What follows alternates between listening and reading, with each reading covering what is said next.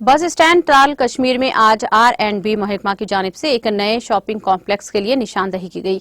इस मौके पर R&B महकमा के एग्जीक्यूटिव इंजीनियर मंजूर अहमद बेग के अलावा R&B और म्युनिसिपल कमेटी त्राल के आला ओहदेदार मौजूद थे। इस मौके पर बताया गया है कि त्राल कस्बे में ये दुकानदारों की एक देरीना मांग थी और अब यहाँ जदीद सहूलियात से लेस एक शॉपिंग कॉम्प्लेक्स तैयार होगा। मीडिया के साथ बात करते हुए एग्जीक्यूटिव इंजीनियर मंजूर अहमद बेग ने बताया कि तकरीबन 4 करोड़ रुपए के मालियत से ये कॉम्प्लेक्स 2 साल के अंदर अंदर मुकम्मल किया जाएगा।